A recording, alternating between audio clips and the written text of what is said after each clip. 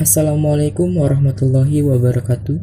Selamat datang dalam video pembahasan pendidikan agama Islam kelas 10 tentang pengertian Al-Quran, kedudukan hadis, dan kandungan hukum dalam Al-Quran yang akan disampaikan oleh kelompok 1 kelas 10 MIPA 4, yaitu Muhammad Afrizal, Alifa Salwanorita, Indika Pertiriantasari, Dania Febrianti, Khairunisa, Rama Andika, Andre Ramadhani, di bawah bimbingan Ibu Resti Justisia. Selamat menyaksikan.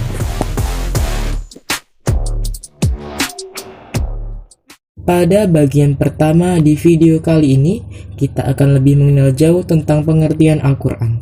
Dari segi bahasa, Al-Quran berasal dari kata qara'a, yaqra'u, qira'atan, Qur'anan, yang berarti sesuatu yang dibaca atau bacaan.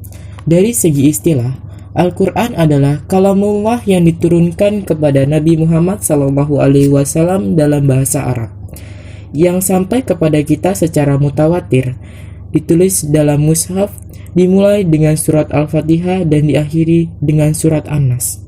Membacanya berfungsi sebagai ibadah, sebagai mukjizat Nabi Muhammad SAW, dan sebagai hidayah untuk petunjuk bagi umat manusia. Allah Subhanahu wa Ta'ala berfirman dalam surat Al-Isra ayat ke-9. Artinya, sungguh Al-Quran ini memberi petunjuk ke jalan yang paling lurus dan memberi kabar gembira kepada orang yang mukmin yang mengerjakan kebijakan, bahwa mereka akan mendapat pahala yang besar. 2. Kedudukan Al-Quran sebagai sumber hukum Islam. Sebagai sumber hukum Islam, Al-Quran memiliki kedudukan yang sangat tinggi. Al-Quran merupakan sumber utama dan pertama sehingga persoalan harus merujuk dan berpedoman kepadanya. Hal ini sesuai dengan firman Allah Subhanahu wa Ta'ala dalam Al-Quran. Artinya, wahai orang-orang yang beriman, taatilah Allah dan taatilah Rasulnya Muhammad dan ulil amri, pemegang kekuasaan di antara kamu. Kemudian jika kamu berbeda pendapat tentang sesuatu, maka kembalikanlah kepada Allah Subhanahu wa Ta'ala, Al-Quran dan Rasulnya sunnah, jika kamu beriman kepada Allah dan hari kemudian. Yang demikian itu lebih utama bagimu dan lebih baik akibatnya. Quran Surat An-Nisa ayat 59. Dalam ayat yang lain, Allah Subhanahu wa Ta'ala menyatakan, artinya, sungguh kami telah menurunkan kitab Al-Quran kepadamu Muhammad membawa kebenaran, agar engkau mengadili antara manusia dan apa yang telah diajarkan Allah kepadamu. Dan janganlah engkau menjadi penentang orang yang tidak bersalah, karena membela orang yang berkhianat. Quran Surat An-Nisa ayat 105.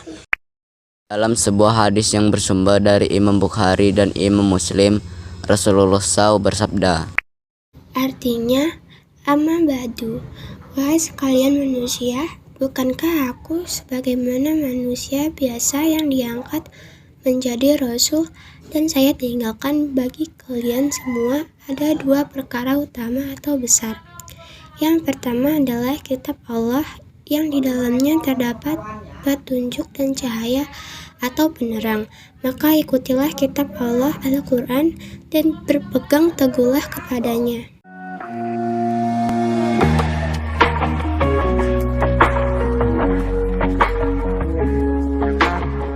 Akidah hukum dalam Al-Quran, yaitu sebagai berikut.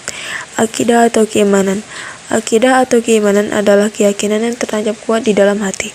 Akidah terkait dengan keimanan terhadap hal-hal yang gaib yang terangkum dalam rukun iman, arkanul iman, yaitu iman kepada Allah Subhanahu wa Ta'ala, malaikat, kitab suci, para rasul, hari kiamat, dan qada atau qadar Allah Subhanahu wa Ta'ala.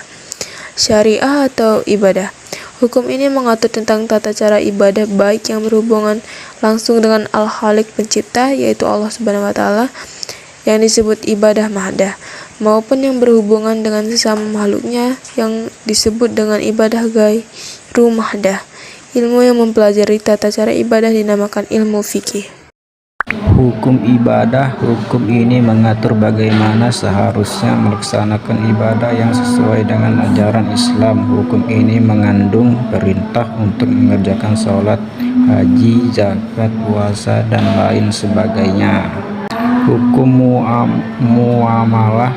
Hukum ini mengatur interaksi antara manusia dan sesamanya seperti hukum tentang tata cara jual beli, hukum pidana, hukum perdata, hukum warisan, pernikahan, politik, dan lain sebagainya. Sekian pembahasan dalam video kali ini. Kami meminta maaf apabila ada kekurangan. Terima kasih telah menonton video pembelajaran dari kami. Semoga bisa menambah wawasan dan pengetahuan kita tentang agama Islam. Kami akhiri. Wassalamualaikum warahmatullahi wabarakatuh.